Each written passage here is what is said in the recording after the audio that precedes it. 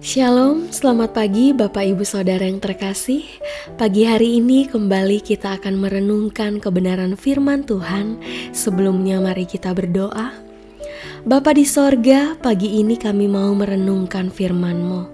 Kiranya Roh Kudus-Mu menolong kami dalam memahami dan dengan tekun melakukan kehendak-Mu setiap waktu.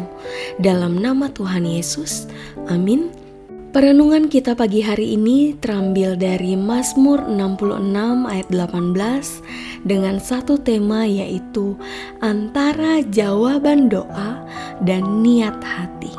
Firman Tuhan berbunyi demikian, seandainya ada niat jahat dalam hatiku, tentulah Tuhan tidak mau mendengar.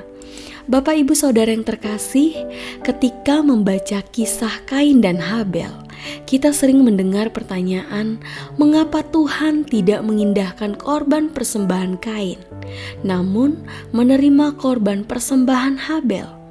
Beberapa orang masih beranggapan karena Kain mempersembahkan hasil pertanian, sedangkan Habel mempersembahkan hasil ternak.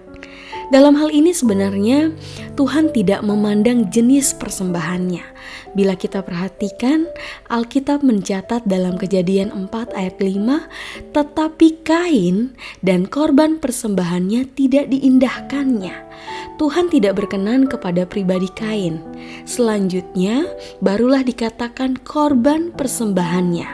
Di kitab 1 Yohanes 3 ayat 12 disebutkan bahwa Kain berasal dari si jahat.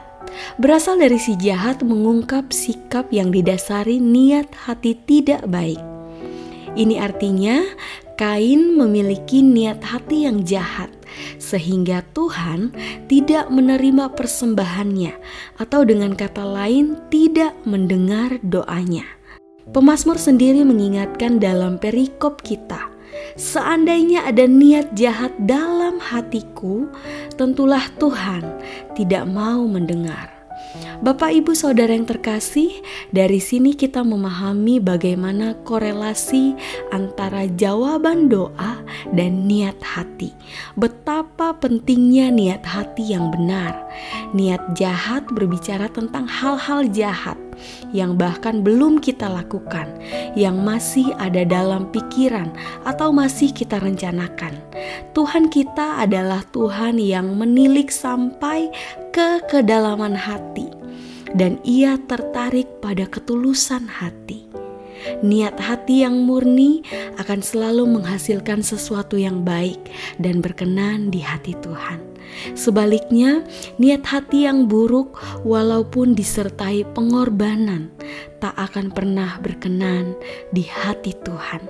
Maka sekalipun kita mempersembahkan korban-korban kepada Tuhan, tetapi bila hidup kita tidak berkenan di hadapan Tuhan, tentulah segala persembahan tersebut tidak berarti. Maka sekiranya ada niat jahat yang terselubung, mari segera kita bereskan.